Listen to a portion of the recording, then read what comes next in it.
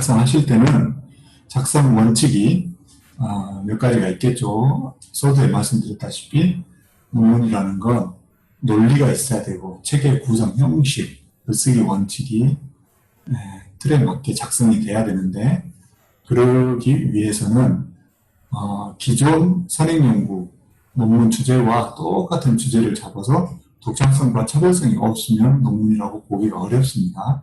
그렇다고 해서 남들이 안 한 독창성과 차별성이라고 하면 지도를 하다 보면 처음 하시는 분들이 오해를 하는 게, 남들이 전혀 취급하지 않은 주제를 새롭게 내가 독창적으로 잡아보고 있다. 그런 게 독창성, 차별성이 아닙니다.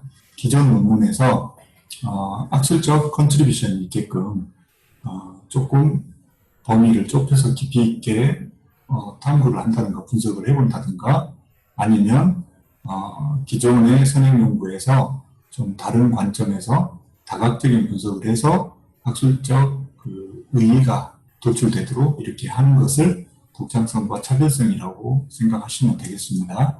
그리고 문장의 표현은 한 줄 한 줄 전체적으로 일관되게 표현해야 되고 명확해야 됩니다. 이거는 표현만이 아니라 한 문장 한 문장 이론적 근거를 제시하는 인용 표시를 제시해서 한 문장 한 문장이 독창적인 내 글이 되라는 건, 한 문장 한 문장을 내 생각을 자의적으로 쓰라는 게 아니라 기존의 선행연구에서 언급했던 문장을 내 생각으로, 아이디어로 바꿔서 구조화해서 이렇게 써야 됩니다. 인용 표시라는 건. 그렇게 해서 한 문장 한 문장이 모여서 내가 주장하고자 하는 주장이나 논지, 그런 쪽으로 논지가 간결하고 명료하고 일관되게, 타당하고 통일되게 명확하게 논지 전개를 해야 됩니다. 논리 전개를.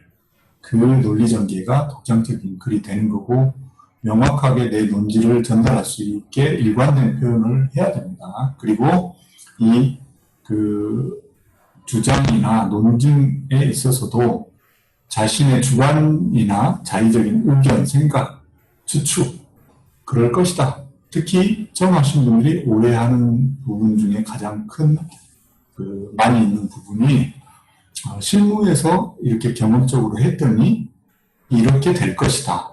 그걸 사전에 먼저 선입견을 가지고 결론을 가지고 그쪽으로 통계 분석을 한달지 아니면 다른 질적 분석, 이런 분석이나 논증을 통해서 그 결과로 거의 꿰맞추는 식으로 이렇게 의도를 하려고 하는 추측성 주장이 많이 있습니다.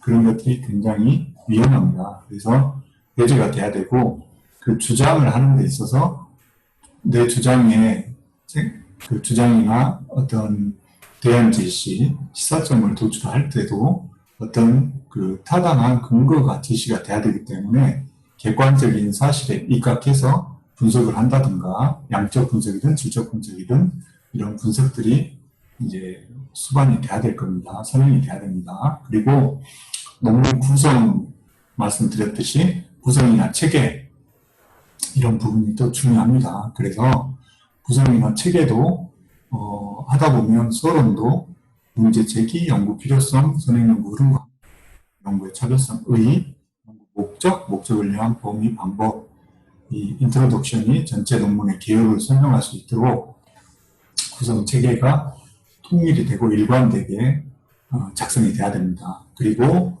문장, 한 문장 한 문장도 아까 말씀드렸다시피 이제 문맥 흐름뿐만 아니라 학술적 글쓰기 원칙과 좀 연관이 되는 말씀이긴 한데, 문장 글쓰기도